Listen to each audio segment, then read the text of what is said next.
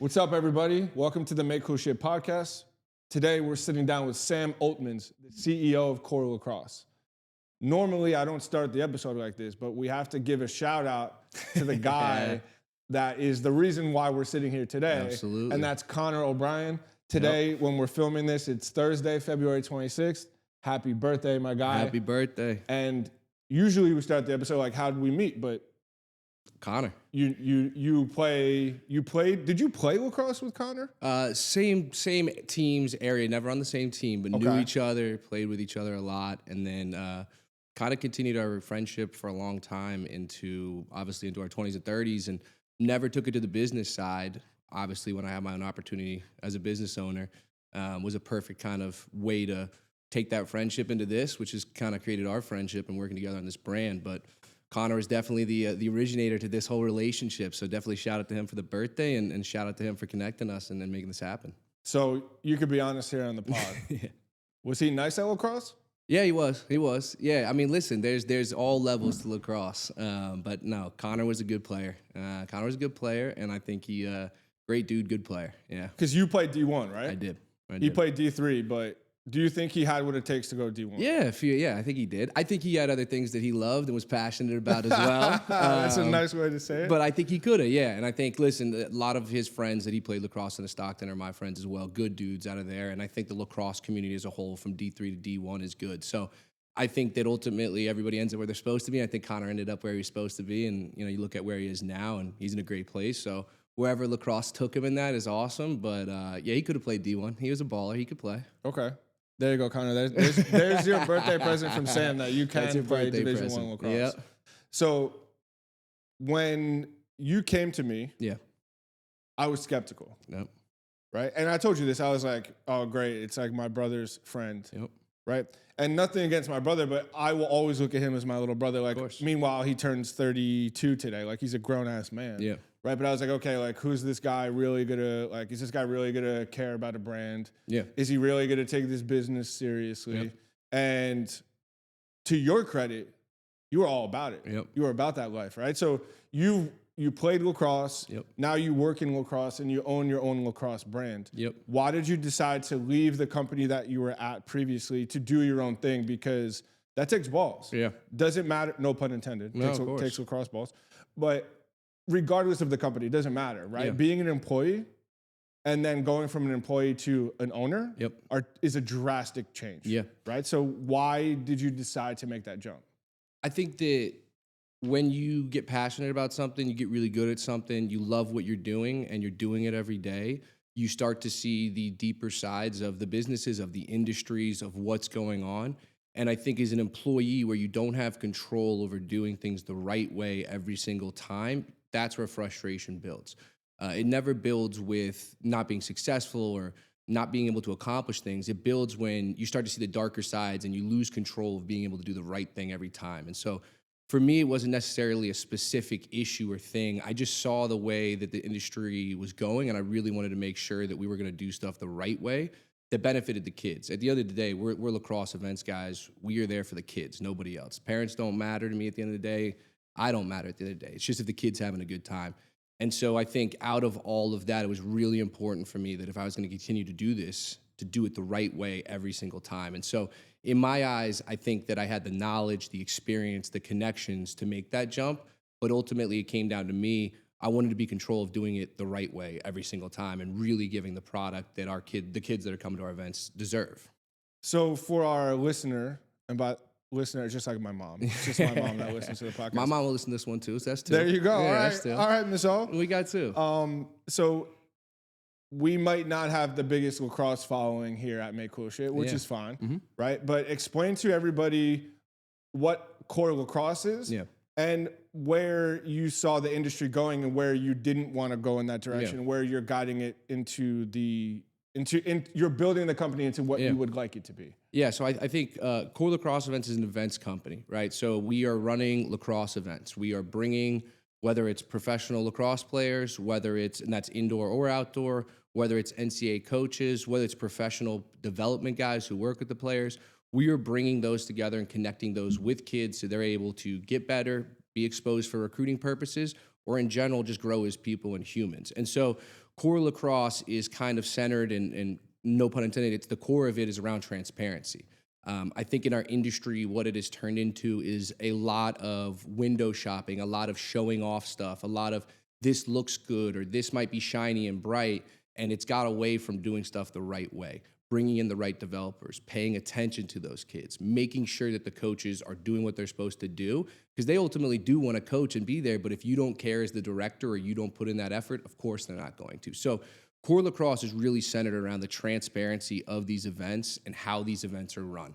They're going to be run by the people that we say they're going to be run by. They're going to be run in the standard that we want to run them by, and I think that's where Core Lacrosse comes in to the industry and makes the change that I've wanted to make, which is transparency to the parents about the product their kids are going to receive.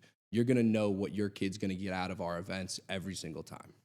So what you might have seen, and I'm generalizing, and you can correct me if I'm wrong, but where you saw maybe other lacrosse companies or other sports events, right? Because this happens in every sport. Every sport, yeah. Right? Basketball, AAU, soccer, young youth development programs, Everything. right? Half of the people are just taking the 5K to sign up for the team, Yep. and just they don't really care about the player development, Exactly. right? They care about how many kids they could get on the roster. Exactly. Right? So is that the kind of vibe that you saw where it's like, okay, someone's making an event and they don't even care who shows up as long as they fill the 100 kids that were supposed to go there that day? Yeah, and I think to discuss this, you got to open up and discuss. There are a lot of guys out there doing it the right way, right? There's a lot of programs out there, that are doing it the right way, that are developing kids and that do care about them and they really know their rosters.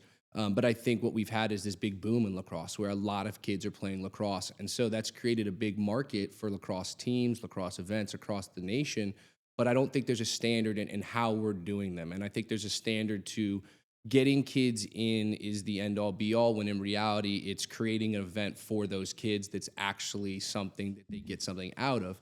And so I think that, the struggle, I guess, in our industry right now is to how to find the middle area there, which is that every kid, when they show up to an event, gets a good product out of it. Not every event will be perfect, right? But I think that we all need to work together to get to a point where events aren't leaving kids disappointed or events aren't leaving kids felt left out. That, to me, is just unacceptable. So I definitely think there's guys in the industry that have that. I also think there's guys in the industry that do an incredible job at what they do. But I think the industry needs to find a standard baseline of this is what's acceptable and this is not what's acceptable. And right now, I just don't think we have that. Who are the companies that you looked at as like your North Star, right? The people that are doing it great and that you give props to, respect to. Absolutely. Because every business, when you start, you have a North Star. That doesn't mean you copy them. That doesn't mean you become them. Yeah. It means, hey, they're doing a great job. Yeah, I think that there's, a bunch out there. I think the easy one is First Class Lacrosse and Deemer. I think Deemer and First Class Lacrosse have done a great job of creating a development within a showcase, also creating a bunch of different events that essentially always make sure that the players developed, always make sure that the players put on the center stage in the spotlight, all the things we just talked about. I think First Class Lacrosse does a really good job with that. I think on the club side, I think you have Mad Dog. Mad Dog does a really good job. Yes, they're the biggest and they are, loud with everything they do marketing-wise. But if you look at their coaches, you look at the way they talk to their parents, you look at the way they talk to their players, I think they did a good job of growing with good coaching, with directors, with communication and leadership. And these are all fundamentals that we all know as businessmen you have to have in your business. But I think in lacrosse, when you're putting a 25-year-old kid out there in a random state to start his own program, if you're not going to support him, we all know how that's going to go. It's going to go down quickly. Quickly, yeah. So I think Mad Dog does a good job at that. I think Express has done has been a long-standing kind of cornerstone out here on Long Island. I think there's a lot of programs in the Midwest that are getting going. Mad Dog obviously has their partners that are going out there, but Team Minnesota is doing a great job in Minnesota developing their players. So I think when you talk about who's doing it the best in the events world, it's First Class Lacrosse and Deemer and Matt Dunn and those guys. They are really at the cutting edge of our world. Seems like their name is pretty on point. They killed it. They did it. Yeah, First Class Lacrosse. They did a good job with that. So yeah, they are first class with their stuff. No pun intended there. So that the listeners can understand, Core Lacrosse, you do not have a lacrosse team. Nope. You are not going out and playing tournaments with lacrosse, Core All-Stars. Nope. Right? You are solely an event company. Correct. So if I'm a parent and I have my son or daughter, right now it's just boys, but I know eventually you're going to go into girls lacrosse as well. And let's say the event is $1,000, right? why would I sign up with Core Lacrosse versus signing up with First Class or anybody? Insert other company name here, right? Yeah, I think, and a big thing about me too is I'm never going to push people into an event that doesn't fit them, right? And a lot of people, our events don't fit them, right? There's certain events that do fit there's certain events that have a spot for everybody.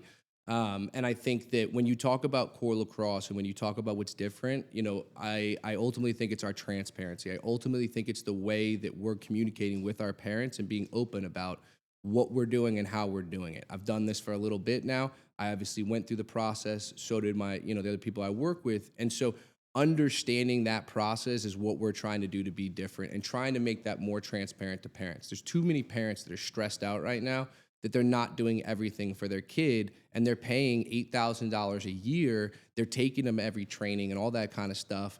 And they still sit there and they think they're not doing what they need to do to be the best parent they are. And so I think what Core Lacrosse gives those parents is the reassurance that, hey, you've done everything you're supposed to do. Ultimately now it comes down to your kid going onto the field and performing the way he should perform. We don't really care about the politics of lacrosse. I don't really care who your dad was. I don't really care what team you play for. I really don't. Nor should you. No, and I think I really only care about how you play that weekend. And so I think that's really what gives our events a different standard is we truly don't care. And I mean that in the best way. We don't care. I don't care who you are. I don't care where you're from. I don't care who your coach is. All I care about is how are you playing this weekend in front of those coaches. And so, when it comes to Core, again, back to it, transparency. Everything we do, we want you to understand and know what's going on. You mentioned in First Class or you said Mad Dog. None of these companies I know, by the way. Yeah. You are the only lacrosse events company that I know. Yep. You said that they're crushing it with their marketing, Mad Dog, right? So you came to us through my brother. We sat down. You came to the office. We did the whole entire brand process. You can check everything out now. It's live at corelaxevents.com. Yep. And IG is at Core Lacrosse Events. Yep. Shout out Richie for creating all of the social media graphics that are out there right now, killing it. Top of his game. But as someone who's never owned a business before until recently, why did you decide, forget even Make Cool Shit, forget us as a company, why did you decide to take a serious interest in building a brand rather than just getting a logo on Fiverr, getting a bullshit website set up, like a lot of new companies would, right? Just go out there with like the lowest common denominator and see what happens, right? You and your team invested heavily with us on building the brand the right way. I think that there's not a lot of cheat codes in business. Business is not something you can really cheat code. You got to earn your credibility. You got to earn your relationships, earn your networking. I think the one cheat code is if you're a business guy or you're somebody in your industry that has a lot of knowledge, a lot of connections, and you have everything in place to start your own business, I think going with a branding company is a cheat code, okay? And it's not a cheat code where you're skipping steps, but it's a cheat code where you're bringing together the team that you would build over an 8-month period with putting a graphic design team in place, putting a marketing team in place, putting a branding team in place, putting a website team in place. I think that I recognized early on, and I have for years now, I just hadn't had the opportunity to work with you, that that's a cheat code to really establishing a brand without having to take the months and months of time that it usually takes to pull that together. Working with you guys allowed us to do it, and we were way faster than I think you've ever done before, which is incredible for us. But my point being is what we got done in weeks would have taken us, I think, months to a year. And I think you see that already in the response we've had online and the response we've had on Instagram is that we already created our brand instead of working to create our brand for 8 months. And so not a lot of cheat codes in life or in business, but I think that this was a cheat code that didn't help us skip steps, but you helped us kind of make those steps very quickly. Branding is a cheat code. Yeah, it is. And I'm glad that you said that, not just because you just gave us beautiful compliments, which I truly appreciate, but there's two ways to look at any brand new company. Of course. You go out there with like a proof of concept, right? General logo, general website, and just get out and get sales. I have nothing against that either, right? The other side is doing what you guys did and invest heavily on a strategy and a rollout that is according with the business that you want to get out there, right? So starting your business looking like $1 billion brand. Now, where Make Cool Shit and every other agency, studio in the world, whatever you want to call it, where they struggle is when we're talking to a new client, we say, hey, this is a $50,000 project. They will say to us, what's my return on investment? right? So I tell branding is not a vending machine where I put in $1, I get out a piece of candy, right? It is a long play. Correct. But even in your short amount of time with the website, the branding, the systems that we put in place as well, that's another thing too, right? Yes, the visuals, you guys look amazing, but all of your analytics and everything's in one place now. Correct. All of your ordering's now in one place, right? So it also made your life easier. Way easier. Right? So at the end of the day, branding is a long play. It is. You just chose to get there quicker. Correct. Right? So what has been the early response on what you've seen? Not because I want you to just, I think the kids call it glaze. Yeah. Just a glaze. I'm not gonna glaze you. I won't glaze you. And we made $6 million. No, of course not. Right? Like we wish that. Yeah. Now, I think that is, you have to have an understanding of what you're doing when you're doing it in business. And I know that sounds really simple, but when you break that down, you really need to understand what you're going to get out of something when you put into it. And you said it perfectly, right? I even think I brought it up to you. What do you think the ROI, or I maybe didn't ask you, but I talked about what the ROI was. And I think in reality, what I learned in the first couple hours and days working with you is that the ROI is the brand itself, okay? So your return on investment is you get a company that'll last for years, right? You're not going to get nothing overnight is going to make you money other than you picking up the phone, calling people, and converting people into customers, sales. Yeah, which is the only thing a business thrives on. Correct. Branding helps you get that sale because you look more legitimate, you feel more legitimate, you sound more legitimate. Basic sales process. You talk to somebody, they're going to go look you up, they're going to Google you, they're going to look at your stuff.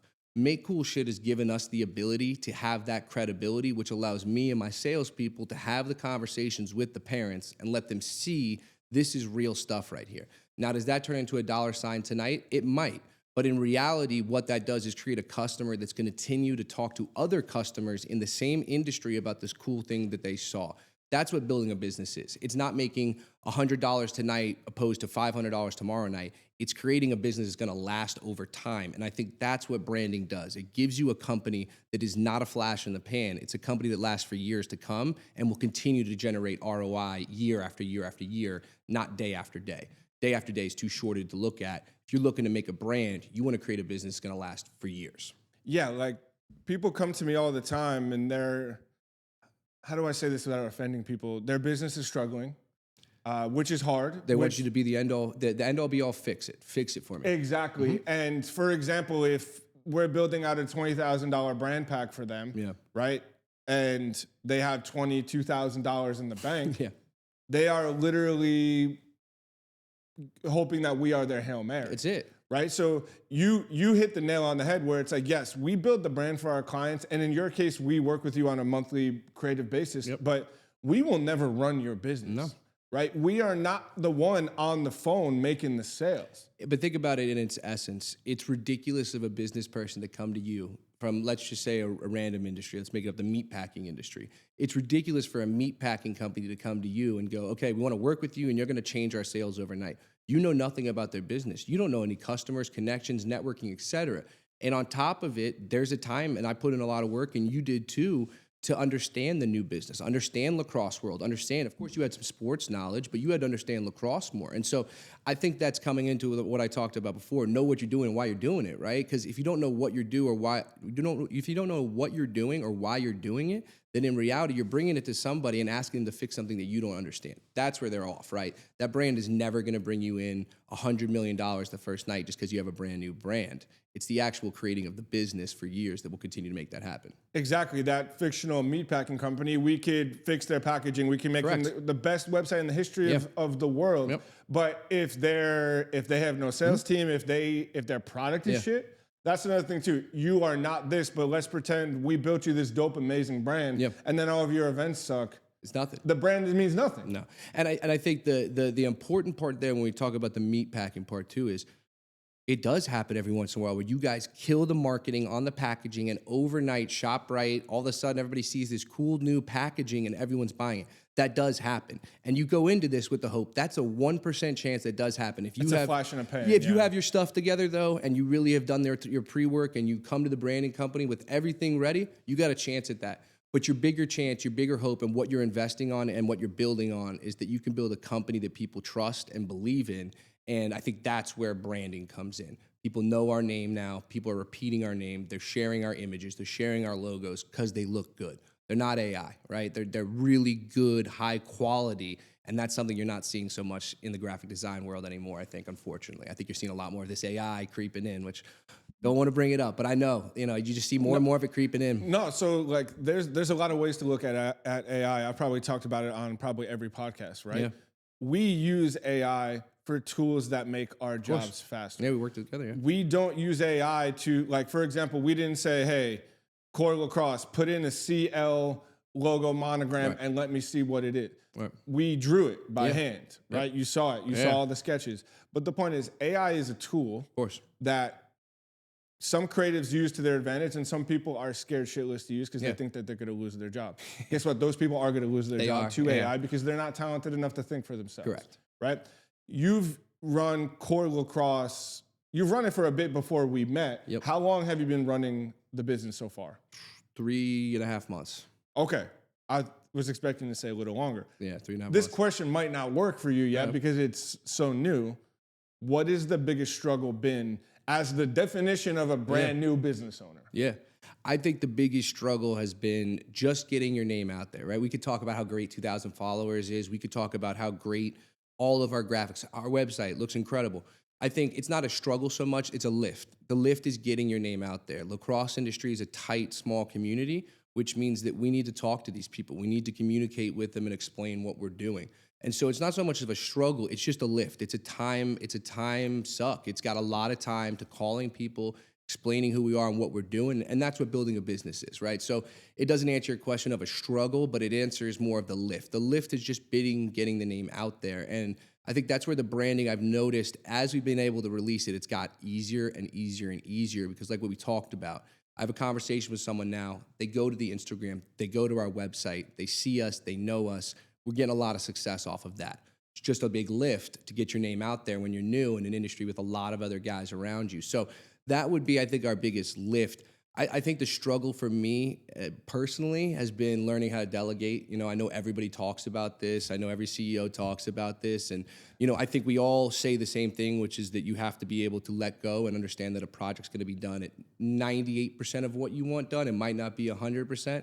And I think we all struggle, though, and I've noticed this, when it's a brand new business and everything matters and every moment matters and every post matters, to really work to delegate, explain, and make sure that my guys understand what I want them to do. That's just been, as a leader, on this team, that's been my biggest struggle, is learning to do that and getting better at it, but that's definitely been mine. So lift, getting the word out there, and I think struggle, just being a good delegator, making sure I'm giving them all the tools to achieve what I need them to achieve for me.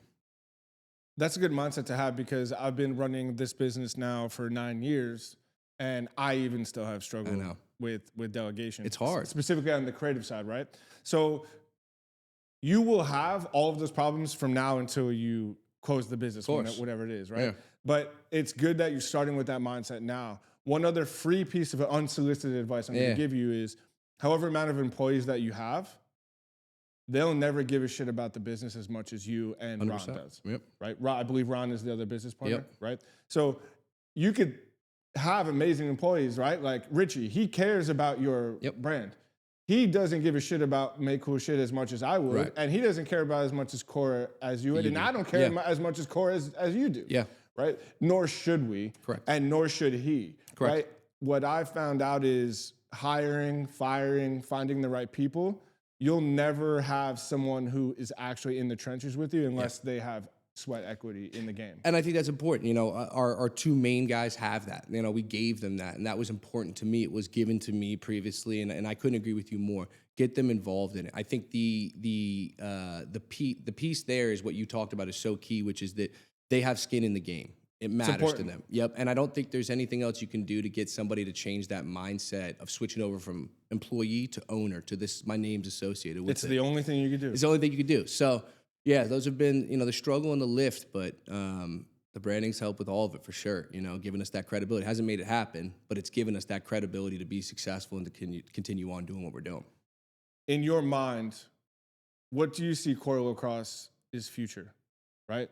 Are you nationwide? Yeah. Right? Because you're already doing, off the top of my head, you're doing one in Texas. Right? Yeah. One in Jersey. Right? So you're already, for a 3.5-month-old company, you're already going all the way over to Texas. Yeah, I think, my big motivator in this, my big thing that I love is the national drive for this game. Okay, we've had this game on the East Coast at a high level for a very long time, and then the last 10 years and 15 years, it's grown west, and it continues to. And working with guys like Mad Dog West, working with guys like Stangs and Texas Nationals, and guys like Team Minnesota, Mad Dog Team Illinois, and these guys across the nation. That's what I'm really passionate about, is that I want everybody in the nation to be able to play this game at a high level. And so I get fired up when I pull a kid out of Minnesota who's 6'4", 245 pounds, and nobody had any idea about this kid. And now he's going to a big time school to play. And so, my vision with Core Lacrosse is to provide lacrosse to as many kids as we can at as many different talent levels as we can, from development to team building to showcases to clinics for guys that are just learning how to play. That's really important to me. So taking this from the East Coast, pushing as far west, especially in the Midwest as I can, is really important to me. Grew up in Indiana, first picked up a stick in Indiana, and I want to make sure this game gets back out there. And so Core Lacrosse in 5 years will be a nationwide lacrosse events company that's hopefully touching as many states across America, outside of America as well, as we can.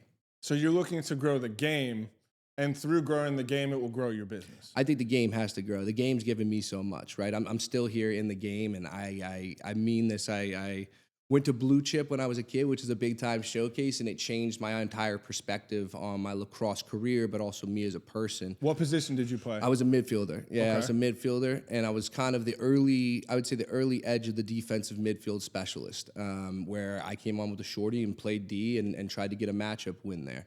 And so I think early on, I had that experience at Blue Chip, which was awesome. And it kind of gave me this passion to create essentially that same experience for kids. And so bringing this nationwide, yes, I want to grow that, but I also want to grow the game, right? I want people to know about it. So one thing about it that I think our game needs is some education on where the game came from. And guys like Zed Williams, guys like Frank Brown, guys that have been around the game at that level, understand stick making, understand blessing the fields and doing stuff like that at another level, that needs to be done. There's too many lacrosse players today that, they have $4,000 worth of equipment and they have no idea that this is the creator's game, and they have no idea where this game came from. So it started with the Native Americans, right? Native Americans, correct. Yep. Native Americans started it, and it was completely different game. They played it over miles and they played it for different things. It was not the same game it is today. But those are our roots, and that's where the game came from. And so it's very important for me to make sure that education is getting out there to kids however we can, because it's very important for me for kids to understand the game is a blessing, right? We get to step on the field, and I miss it when I'm not on the field, but you step on the field, nothing matters. Nothing in the world matters. School, girlfriend, whatever you got going on in high school or college, it doesn't matter. You're on the field, you're playing. And I think that's the gift of the game. And I think that making sure that kids understand that is the only way to truly make sure that they understand the gift that they're being given, which is however many hours you're out there, you don't got to think about anything else in life. You just think about playing lacrosse, having fun with your buddies, sticking up for your buddies, scoring goals. And so educating and growing the knowledge of the game across the country is really important to Core Lacrosse. That's very interesting, because I'm not in the lacrosse world per se, but my whole entire family is. Yeah. Right? I'm the only one that didn't play lacrosse. Mm-hmm. But even other companies, even when we were doing research working with you, not once did I hear or see anything about the history of the game. Well, it's not an ROI, right? And I'm just being honest. It's not an ROI. There's not going to be money made off of that in the instant, that moment. You're going to spend to get those guys down there. But what you're spending on is educating the kids on the actual game they're playing. And I think the benefit in that is the parents. And when they get in the car with the kid and the kid's talking about how this guy blessed the field for them, I think what that creates is shatter sales in the future of parents talking about this great experience. So it's definitely an investment. It's definitely not an ROI moment. And I think it's not shiny. It's not sexy. It's not something that everybody wants to do. It's not going to pay the bills. But it's the right thing to do. And I think we talked about it earlier on here. It's why I left not left, but it's why I decided to go out on my own here. I want to do it the right way every time. And I understand the game. I see the passion in Zed and how much he understands the game. And so I want every kid to understand that if they can. So yeah, it's not sexy, it's not flashy, but I think it's what the game needs. And sometimes it takes somebody to say, hey, we need to do this for it to actually happen, as simple as that sounds. Well, you said you grew up in Indiana, you now live in Jersey, you played college lacrosse, right? Why? I think it's pretty obvious if anybody's watching this podcast right now or listening, you're not just a guy who created a lacrosse company. No. Right? You eat, sleep, breathe. This is in your veins, right? So why does this game mean so much to you? This game gave me freedom as a kid, right? Like I was a kid who was very talented athletically. I was very academically talented. And the only time that I felt like the world was quiet is when I played lacrosse, right? And I know that sounds corny. No, but I understand it. Yeah, like it was the only time the world shut off for me as a kid. And like looking back on it, to every high schooler out there, like this is just high school. It's gonna pass and your life's gonna go on. And these are tiny moments. But when you're in those high school moments, when the world slows down for your special moments, and for me, it was always when I played lacrosse since I was a kid. And so I think what it taught me was passion. That's passion, right? Where everything else in the world shuts down, right? I'm sure it's the same with a NASCAR driver. He's not thinking about anything else besides when he's driving. So I think my passion and my love for the game has come out of what the game gave me, right? Which is freedom and a clear mind and just being able to be myself with no worries, right? That's what I want to pass on to these kids. That was the gift that was given to me with this game when I was allowed to play. Are there any specific, by the way, that was an amazing answer, right? I saw you got like into a borderline flow state. Yeah, that was answer. But I think, listen. That's my why. Is why I do this, right? Yeah. That right there. Yeah. Right? Yeah, we'll clip that one for you. But all joking aside, I think if you keep that mindset, I think Core Lacrosse will be huge because, listen, everybody wants to make money. You're not in business to make no money, right? Not. I want to make as much money as humanly possible, but the difference is it comes from a passion, right? Just like you, I wake up and I love this shit, right? And I understand, granted, for me it was soccer, for you it's lacrosse, but I'm 37 years old now, and I play soccer every Saturday morning. And that 2 hours that I'm there, zoned out, my phone's off.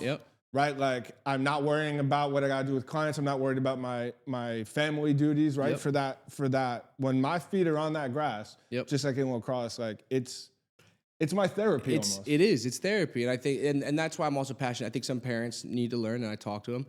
Don't take that away from your kid. When you're the parent on the sideline that's screaming at your kid or screaming at the coach. Well, before I make fun of them, I need to make sure I'm not going to be that person. No, you won't, because Connor knows this too, and you guys both get this. You're not doing anything to help that kid, right? You want to talk to him in the car and help him up, that's fine. But what we just talked about is the shutting off of the world. As a parent, every time you yell at your kid, you're pulling him out of that moment that he's having of just freedom, of forgetting about whatever he's got going on, a social studies exam, whatever it is. And so, I think that's the passion and that's the moment and that's why I do this. And so I couldn't agree with you more. That's the fight we have every day, right?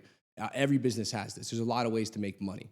But there's only some ways to make it the right way and to make lasting money, right? And I think that's what we're invested in. We're invested in making lasting money here, which is money that builds the game across the nation for every kid across the nation. That's what our kind of investment in this is. And we know that won't be $1 million tonight, but we know that it's going to be $1 million in the future here with a company that lasts for a long term. Yeah, because how you're looking at it is the more kids that you help, the more money that you make, the more you're actually giving back to the game. Correct. And I think that our giving back to the game, we'll never give enough back to this game for everybody that's what we've gotten from it, right? And we're not going to go down the road of Native Americans and everything they've been through, right? But like, I don't know if we're ever going to be able to give back to the game enough for what it gave it, just me alone. So I think that the goal of always trying to give back to that game and growing will ultimately continue and fall in line with our business plan. And however that works out, we'll make it work. But that is my main focus, making sure that aligns with what we're doing. And obviously we're going to be successful with that. That's a very important factor there.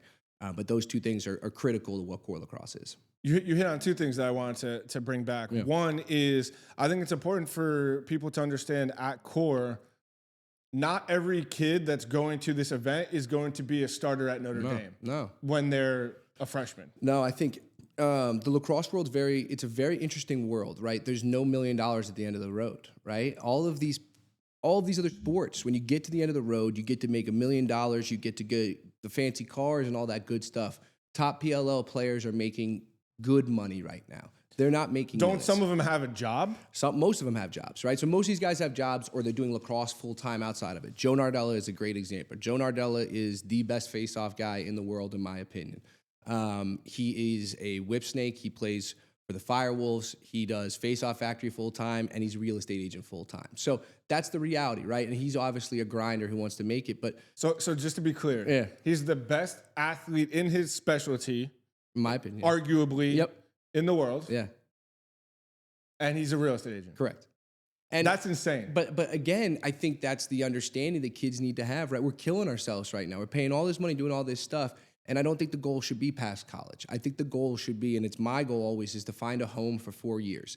And I think if the goal attaches to the school's going to pay for 60% of your school, we found a match. Great. Right? We found a match. And by the way, that's incredible, right? Even to have that mindset, because having a family, especially a kid that comes from a family that can't afford college, even mediocre college now is 20, 40K a year. Astronomical. Right? So it's out of control. So even having that mindset of like, okay, this school will help you go to college, because unfortunately it's not like soccer or the NFL or the NBA, where if you are a quarterback and you're good, you're getting paid $50 million a year. No, and we hope it gets that way, right? Like Paul Rabel and the PLL, they're working to do that. And I think we've seen growth the last couple of years. I think, and we're going to hopefully continue to see that.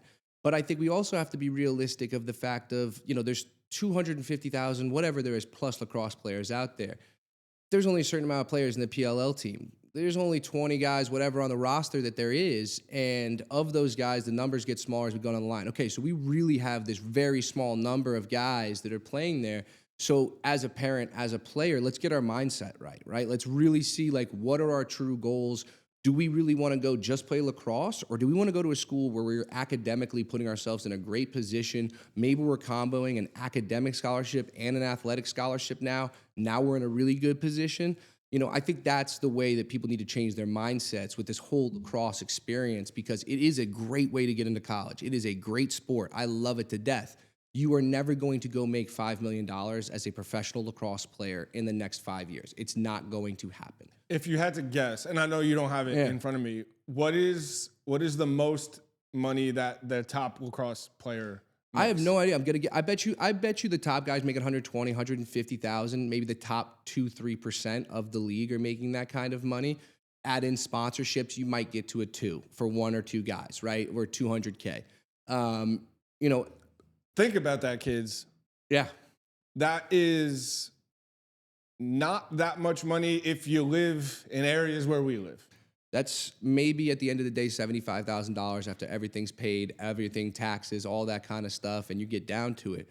So now we go back to it, and I go and I sit with a kid, and I say to him, okay, and nothing against Delaware. I love Delaware, and nothing against Amherst. I love Amherst. But I say to a kid who has a 4 or 5, GPA, and family has money, they're able to assist. Maybe we have a little bit of athletic scholarship, and we have Delaware and Amherst on the table. Those are just 2 different schools. And if you have the academic ability to be at an Amherst, then you need to, because playing at a Delaware is not going to get you a PLL $7 million contract. Going to Amherst might get you a $300,000 salary coming out of college, where you moved to the city and now you're making $350K. Correct. It's about the network. It's about the alumni. Correct. Right? And that's something that I never really got to experience. But a good example is my wife's cousin. His name's Donnie. He was an amazing athlete. He went to Wesleyan, D3, played football and baseball there. Got drafted by the Cubs. Long story short, he didn't make it in the pros. Right. But the network that he has from Wesleyan. Yeah. My network now. It's like better than Harvard, like the people that he could hit up. And I got lucky in that my industry is lacrosse, but like my network from my alumni is insane, right? Coach Breck does a great job at Rutgers. Shout out Scarlet Knights. Shout out Jersey Pride. Yep, we're getting some wins early on, but like Jules Henenberg, right? And these other guys. I was just texting with Tommy Coyne, who's a Chicago kid who came to Rutgers and balled out and played lacrosse.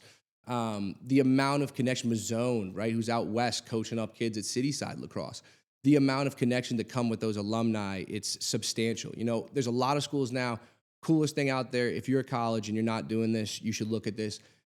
Each year they get a suit from the actual team. And that's a suit. So an actual full suit, it's custom. Ohio State has done this, for example. That's awesome. Paid for by the alumni. They get custom suit each year so that when you finish after 4 years, you have 4 suits that are ready for the business world, right?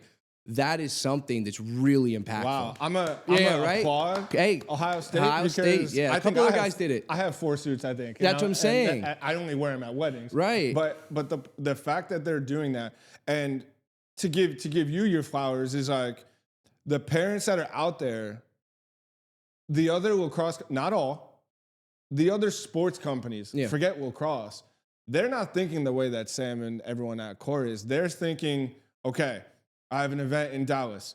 Our minimum is 56 kids. Yep. It's $800 each. We need to make this. I get it. You need to run a business, right?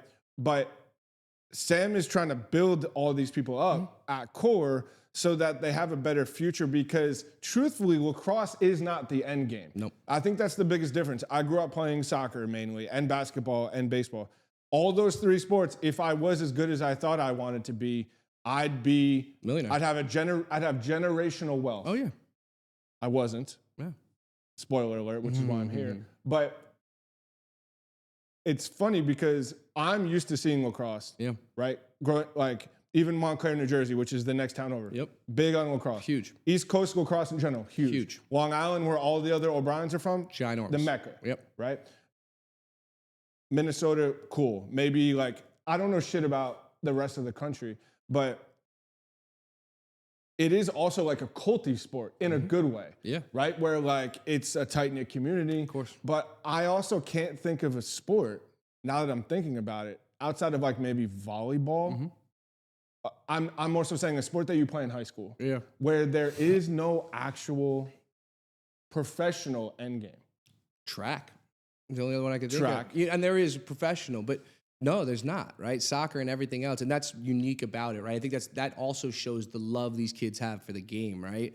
What I just said, a lot of these kids understand that. A lot of these kids know that there is no future in it, but they love the game. They love playing with their boys. They love their coaches and all that kind of stuff. So I think there's an element to this at the end where it does show off that passion that I have that, we talked about. It's in all of these kids a little bit too. It's a really fun game. We love to play the game. It's a lot of fun. It's a game of runs. It's a game of excitement and a game of loss when you lose. So I think what you see in that is that they are all humans, right? And what you're talking about is how I look at it. I don't look at it as minimums and budgets and ROI and what is this margin. I look at it as these are humans and how can I create a really fun day for these guys, whether that's with 80 kids, 50 kids, 120 kids, or 200 kids.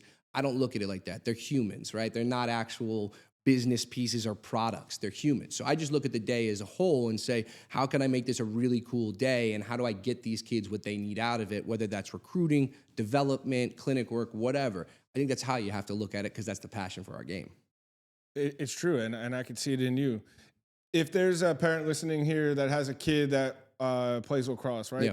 I understand that every event is different and it's in different locations. Of course. Give me a general breakdown on how a day might go. I know it's usually a weekend, right? Yep. So it's usually a 2 to 3 day event. Saturday check-in, coming in, you're going to meet everybody. College coaches will be there. This at a showcase. Going to get warmed up, and then you're going to spend some positional time with those coaches. And that's where I tell kids, too, it's a moment where sometimes they take a little bit of stress off their shoulders. I'm just with my position. I don't need to worry. Those coaches are watching you at that point, right? They want to see how you interact with your teammates. So they'll work with their positions for a little bit in the morning, and then they'll go into some one-on-one, two-on-two type, building up to game situational kind of things.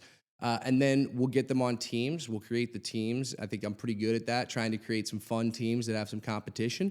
And then we'll get in some games. And the coaches are going to watch our kids play at that point. Coaches are the ones doing the all-star votes. We'll go around and kind of collect the all-star votes. But they're going to play games. We'll record the games. And then day 2, we come back with an all-star game. All-star game in the morning. So there'll be about, call it 35 kids, 38 kids there with every single college coach from the event. It happens before the day starts, so it's just them and those college coaches. I was going to say, are all the other kids watching it? Yeah, so I do it at 8 o'clock in the morning. I do it just for those kids, right? And then the thought being there is another element there, and a lot of kids do come and watch their teammates play, but the other element there is it's really cool to see at 7:30 when the air is a little cold still in the summer even, and they're walking in, and there's some dew on the fields, and it's like, these are the all-stars, and here are every single one of the coaches that are at this event with their coffee watching you play. Yeah. It's who's going to show up. Exactly. So, that's cool in the morning, and then into some more games, right? And that's what a showcase is. And I think that parents also need to understand that. A showcase is a way for your player to hopefully make a connection with other players, with a coach. Coach likes him, his play, his attitude, etc., and to get game film, right? You can make a highlight film so you can have that kind of stuff. That's what a showcase is. So if you're getting some development, you're getting good game film, and you feel like your kid's being represented in terms of how hard he played, what plays he made, and that kind of stuff, you're at a showcase that's doing its job. It's not an end-all, be-all, fix-all. Not going to make your kid just commit to a school if he doesn't do what he needs to do on the field. But that's 2 days. Some developmental work, some games, some all-star games, and a lot of time where the coaches get to watch your son play lacrosse or your daughter play lacrosse. So there's a chance that there could be a kid that he's good and he lives in, I'm making it up, right? He lives in Minnesota and then he comes here to Jersey or wherever it is, right? He's at that event. College coaches never even heard of them, right? They show up, they play in the All-Star game. That doesn't mean that they just got a full ride to Duke, right? But it means, who's number 17? Correct.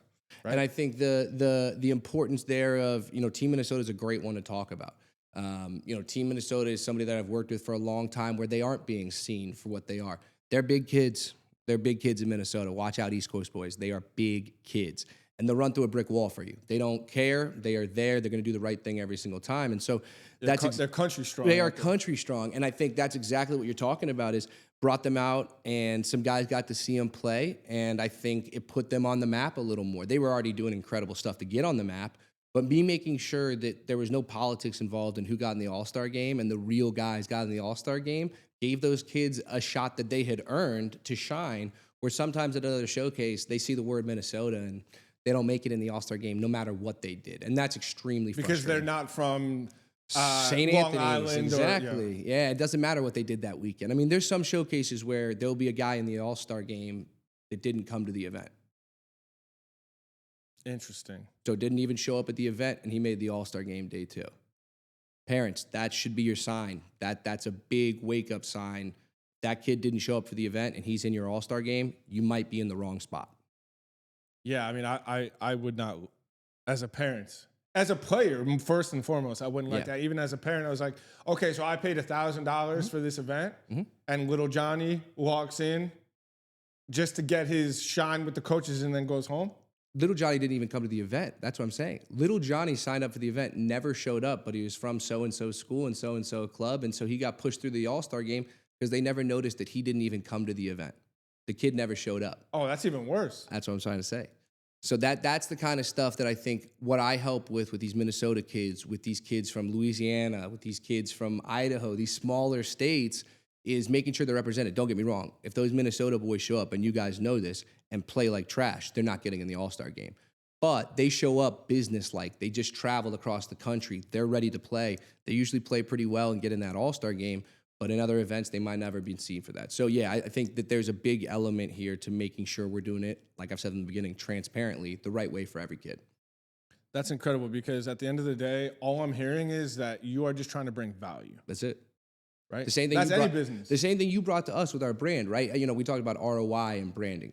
I don't think ROI is a branding thing. I think it's a value thing, right? There is ROI incorporated in it, but I think that ROI has too many other factors involved in it, right? There's too many other things that need to happen between sales, marketing, and them seeing your brand. But when you talk about value and you talk about overnight change, that is what We Make Cool Shit did for us, right? Overnight, we became a more valuable company, right? You can look at it how you want to look at it. We were worth more when we came out with your branding than we were the day before. It's not ROI, it's value. It's value in my company. It's value in how people see my company. It's value in what I can charge for it, right? It doesn't change what came in the bank account that night, but it changes what that company's actually worth. I think that's where, you really helped us overnight kind of change that value. Well, shit, I don't even think I could have a follow-up question to that one. So for everybody that's listening, watching on IG, where can they find you? Where can they find you as a human? Yep. And where can they find everything Core? You can find me at Sam Oltmans on everything. Pretty easy. It's just Sam Oltmans on Instagram and everything. Core Lacrosse Events, every single social media platform that there is, and then corelacrosseevents.com. If you are a lacrosse player, feel free to fill out the application. If you're a parent, fill it out for your kid. We'd love to see you. And if you want to get in touch with me, shoot me an email, sam@corelacrosseevents.com. And if you want to change your branding, hit these guys up for sure, and they can help you with that.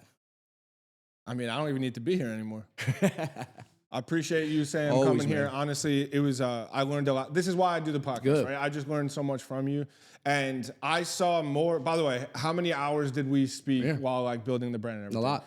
Now really getting your backstory and what you're really trying to go, and then having this now go out there where you could send to a parent. Yep. Exactly. Right? You can be like, hey, listen, if you want to know what we're really about, hey, check out this episode. No, exactly. Not even saying that so that you promote our podcast, but the information that you just provided to me, if I was a parent, if my daughter 15 years from now is now in high school and she wants to be a lacrosse player, I want her going to a company that has your mindset and your values. Yeah. No, I appreciate it and couldn't agree more. I'm excited to kind of see where this thing goes. But, you know, my shout out for you guys is if you're in the lacrosse world and you have a brand, you don't love your brand, you don't love your logos, you don't love how it looks, that is why I came here. This industry is something that's a little messy.